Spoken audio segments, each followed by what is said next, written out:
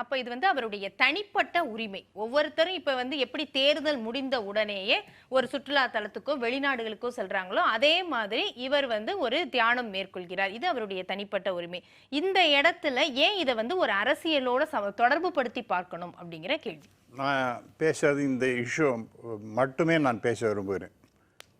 அதனால் இப்போ திரு மோடி அவர்கள் அல்லது மிஸ்டர் ஸ்டாலின் அவர்கள் இங்கே வெளியூர் போனார், கொடைக்கானல் போனார், அல்லது உதயநிதி ஸ்டாலின் லண்டன் போனார் அப்படிங்கிற மாதிரி இவர் வந்து ஏதோ ஒரு இடத்துக்கு போனார்னா ஒன்றும் பிரச்சனையே கிடையாது.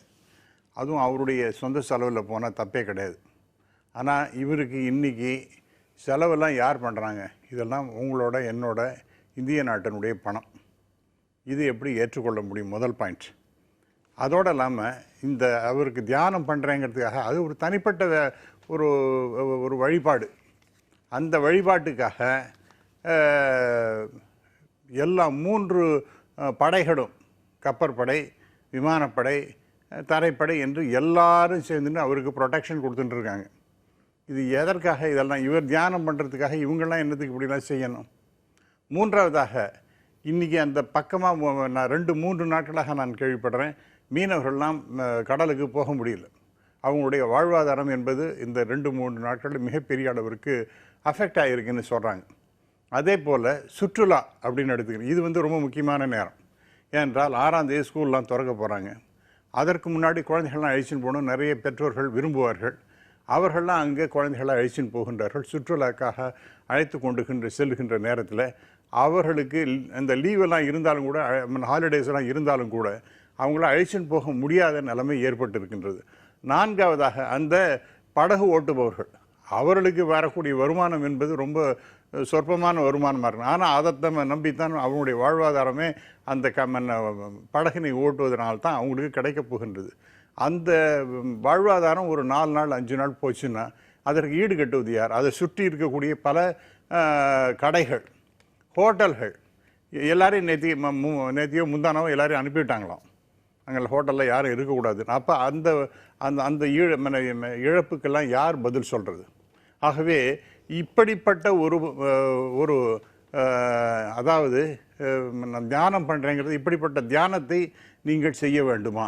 இல்லை, தலைவர்கள் இந்த மாதிரி இடங்களுக்கு செல்லும் போது பாதுகாப்பு அப்படிங்கிறது ஒரு முறைதான்.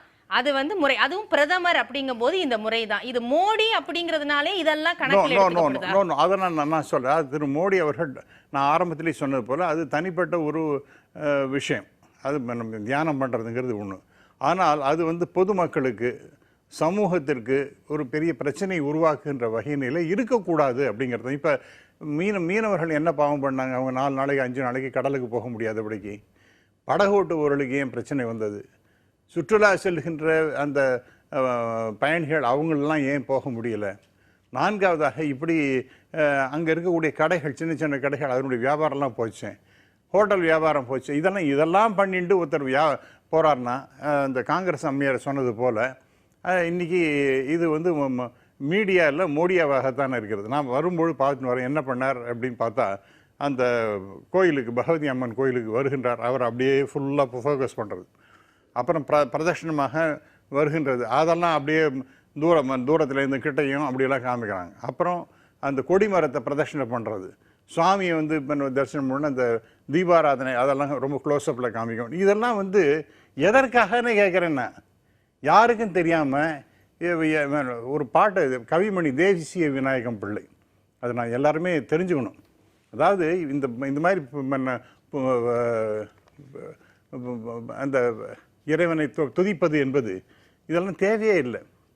உண்மையான அன்பு கொண்டவர்களுக்கு இறைவன் எப்படி இருந்தாலும் அவன் தரிசனம் தரப்போகின்றான். நித்தம் நித்தம் நீராடில் நெடுமால் அருளை பெறலாமேல் தத்தும் தவளை மீன்களுமே தனிப்பேர் அடைய வேண்டாம். இவரும் கன்னியாகுமரி மாவட்டத்தை சேர்ந்தவர் தான், தேசிய விநாயகம் பிள்ளை அந்த இடத்தை சேர்ந்தவர் தான். அவர் சொல்கிறார், நித்தம் நித்தம் நீராடில் நெடுமால் அருளை பெறலாமேல். டெய்லி ஸ்நானம் பண்ணிட்டு ஒருத்தன் இருக்கான் அப்படின்னு சொன்னால் அவனுக்கு வந்து மோட்சம் கிடைக்க போகுது அப்படின்னா, தத்தும் தவளை மீன்களுக்குமே தனிப்பேர் அடைய வேண்டாம். முதல்ல மோட்சம் கிடைக்க தவளைக்கும் மீனுக்கும் தான் மோட்சம் கிடைக்கும். ஏன்னா அவன் தண்ணியிலே உட்காந்துறான். காயும் கனியும் உண்பதனால் கண்ணன் அருளை பெறலாமேல் ஆயும் கிளை வாழ் குரங்குகளும் அப்பேர் அடைய வேண்டாவோ. இது மாதிரி நிறைய சொல்லிட்டு போகிறார். கடைசியில் உண்மை அன்பை உடையவரே, உலகை அளந்த பெருமானை அண்மையாக கண்டிடுவர், அல்லார் காணார் காணாரே அப்படின்னு பியூட்டிஃபுல்லாக முடிச்சுடுவார். ஆகவே அந்த மாதிரி தேசிய விநாயகம் பிள்ளை பாடல் எடுத்துக்கணும். அந்த கவிமணி அதே கன்னியாகுமரி சைடில் இருந்தவர் தான். அவர் எழுதின பாடலை தான் நான் பேசுகின்றேன். அப்படி இருக்கும்போது எனக்கு ஒரு சம்ஸ்கிருத ஸ்லோகத்தில் ஒரு வரி ஞாபகம் வருது. அது என்னென்னா, உதர நிமித்தம் பகுகிருத வேஷம். உதர நிமித்தம்னா வயிற்றுக்காக பல விதமாக பலர் எல்லாருமே வேஷம் போட்டுருக்கோம். அதுபோல் அரசியலுக்காக தனக்கு பல விஷயத்தில் அரசியல் சார்பாக பெனிஃபிட்ஸ்லாம் கிடைக்கணும் அப்படிங்கிறதுக்காக இப்படிலாம் பண்ணிக்கிறது. அவருக்கு எப்பவுமே கிடைக்கும்னு இல்லை இல்லை அதோட இல்லாமல் அவருக்கு அதை தன்னைத்தானே ப்ரொஜெக்ட் பண்ணி கொண்டு இருப்பது. அவருக்கு நரேந்திரர் அப்படின்னு சொல்லிட்டு தானே ஒரு விவேகானந்தரை போல. இல்லைன்னா நான் வந்து தேவதூன்னு சொல்லுவாரா? தேவதூன்னு சொல்லுவாரம்மா. அப்போ காந்தி பற்றி இப்போ ஏன்னோ முன்னாடி இந்த பிஜேபி ஜென்டில்மேன் சொன்னார். அவருக்கு காந்தி யாருக்குமே சினிமா பார்த்த அப்புறம் தான் தெரியும் உலகத்துக்கேன்னு பேசினான். காந்தி இந்த உலகத்தை விட்டு மறைந்த பிறகு அந்த சமயத்தில் 50 இடத்துல உலகத்தில் அவருக்கு ஸ்டாச்சுஸ் வச்சுருக்காங்க. ஐன்ஸ்டீன் அவரை பற்றி பொழுது பேசிக்கிட்டு இருக்கிறார். இது மாதிரி எத்தனையோ பேரை நம்ம சொல்லிகிட்டே போகலாம். அப்போ உலகத்துக்கு ஏதோ ஒன்று பேச வேண்டியது. அதாவது அவருக்கு ப்ரொஜெக்ட் தானே ப்ரொஜெக்ட் பண்ணிக்கணும். அவருக்கு அது ஒரு மேனியாவாக போயிடுது. ஆகவே இப்படி செய்வதனால் நீங்கள் தனியாக பண்ணுங்க, அதை பற்றி பிரச்சனையே கிடையாது. ஆனால் not at the cost of the people. என்னத்துக்காக மீனவன் கஷ்டப்படணும்? என்னத்துக்காக சின்ன சின்ன கடை வச்சிருக்கவன் கஷ்டப்படணும்? இதெல்லாம் எனக்கு ஆத்ம விசாரம் அப்படின்லாம் பேசிட்டு இருந்த. என்ன ஆத்ம விசாரம்?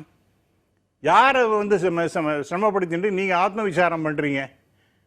நீங்கள் இப்போ நரேந்திரன் மாதிரி ஏதாவது சிகாகோ மாநாட்டுக்கு போய் அங்கே அவர் எப்படி போனார்?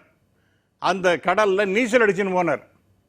அங்கே போகணுங்கிறீங்களா? அது மாதிரி ஏதாவது பண்ணி அது மாதிரி ஏதாவது ஒரு சீரியஸாக நரேந்திரர் பற்றி நீங்கள் பேசும்போது அவர் நீச்சல் அடிச்சுன்னு அங்கே போனார், அங்கே உட்காந்து தபஸ் பண்ணினார்னா, இவருக்கு இந்த மாதிரி ஒரு தரையிலையும் சரி, அது இன்னும் முதலையும் அந்த கடலுக்குள்ளே இருக்கக்கூடிய பாதுகாவலர்களுக்கு பேர் முதலைன்னு பேரான். அப்போ அங்கெல்லாம் தண்ணியில் உட்காந்து எதுக்காகன்னு கேட்குறேன். எதுக்காக? அதாவது it is nothing but publicity. ஆர்எஸ்எஸ்ல ஒன்று, பதவி மோகம் சிறிது மற்ற பண்பினர் அணித்தீர், இதெல்லாம் ஆர்எஸ்எஸ் பாட்டு. இந்த புண்ணிய நாடெங்கள் நாடு, இந்த பாரத பழம்பெரும் நாடு, இதன் பெருமை உலகில் உயர்த்த இணையில்லா தியாகம் செய்வோம்னு ஆர்எஸ்எஸ் பிரதான பாடல். அந்த பாட்டு அதுக்கப்புறம் லைனும் எனக்கு நான் பாட தெரியும். ஏன்னா இதெல்லாம் நிறைய ஆர்எஸ்எஸ் சுயம் சேவகன், இது ரிஷி முனிவோர் நம் நாடு, ஆன்மீக செல்வர் நம் நாடு, இறை பணியில் அனைத்தும் அழித்தே இன்பத்தில் திளைக்கும், அதெல்லாம் எனக்கும் தெரியும். ஆனால் நான் எதுக்கு சொல்றேன்னா, பப்ளிசிட்டிக்காக தன்னையே ப்ரொஜெக்ட் பண்ணிக்கிறது. அது எப்படிப்பட்ட தலைவர்கள் வேணும்னு ஆர்எஸ்எஸ் சொல்றாங்க. நேர்மையாளர், வீர நெஞ்சர், நம்ப இயலும் நாணயத்தோர், தொண்டு செய்ய விரதம் பூண்டோர், தூயவர் அணி திரள வேண்டும், புதிய தலைமை மலர வேண்டும். இதுதான் ஆர்எஸ்எஸ், பிஜேபி இவங்களுடைய அந்த ஆர்எஸ்எஸ் தேர்ந்தெடுத்தது. அந்த ஆர்எஸ்எஸ் தான் பிரதமர் மோடியை தேர்ந்தெடுத்தது. ஒரு நிமிஷம் இத பாருங்க ராமன், நீங்க ஆர்எஸ்எஸ் அதெல்லாம் பத்தி ஆரம்பிச்சீங்கன்னா நான் 1963ல இருந்து இருக்கிறவனு உண்டா இல்லையான்னு எனக்கு தெரியாது. அதனால I know very well about that. ஆகவே நீங்க இதெல்லாம் எதுக்காக பண்ற? தன்னை பத்தியே பப்ளிசிட்டி. பதவி மோகம் சிறிது மற்ற பண்பினர் அணி என ஒரு பிரச்சார பாடி, அதெல்லாம் நாங்கள்லாம் பாடி, நாங்கள்லாம் அப்புறம் பிறகு எல்லாருக்கும் பாட ஆரம்பிச்சோம். எதுக்கு நான் சொல்றேன்னா, அவரே ஒரு பிரச்சாரக்கா இருந்தவர். இந்த பாட்டு என்பது இதோ தமிழ்ல இருக்கிறது இல்லை, ஹிந்தியில இருக்கு, எல்லா இந்தியாவில் இருக்கக்கூடிய அனைத்து லாங்குவேஜஸ்லும் இருக்கு. இதெல்லாம் இவரும் பாடி இருப்பார், இவரும் எல்லாருக்கும் சொல்லி கொடுத்திருப்பார். ஆனால் தன்னுடைய வாழ்க்கைக்கு என்ன வரும்பொழுது நிச்சயமாக அதெல்லாம் செய்யாமல் அவரை வந்து தன்னையே ப்ரொஜெக்ட் பண்ணிட்டு இருக்கிறது. அதுவும் even at the cost of the people, at the cost of the business, at the cost of the livelihood of the people, இதெல்லாம் பண்ணி கொண்டிருந்தா இது வந்து நல்லதே கிடையாது. நீங்க சொன்னது போல ஒரே ஒரு செகண்ட் முடிச்சோன்னு, டெஃபினட்டா வங்காளத்தில் இருக்கிறவங்களுக்குலாம் அந்த சென்டிமெண்ட்ஸ் ரொம்ப அதிகம். ரொம்ப they are very highly intelligent people. At the same time விவேகானந்தர் அப்படின்னு வரும்போது உடனே அந்த 9 பேர் தானே, எஸ் 9 ரொம்ப இம்பார்ட்டன்ட். 57 பேர் உத்தரப்பிரதேசில் இவர் வந்து ரொம்ப தீவிரமான ஹிந்துன்னு காமிக்கிறதுக்காக இதெல்லாம் பண்ணுறாரு. ஆகவே இப்படியெல்லாம் நீங்க இந்த பிரித்தாளும் சூழ்ச்சி இந்த மாதிரி பல்வேறு விஷயங்களில் ஒரு அதை ஒரு ஸ்ட்ராட்டஜிக்காக செய்வது என்பது நல்லதே கிடையாது. ஒரு பிரதமர் இது வரைக்கும் இப்படிலாம் பார்த்ததே கிடையாது. ரொம்ப மிகப்பெரிய அளவிற்கு publicity oriented personality is mister Modi.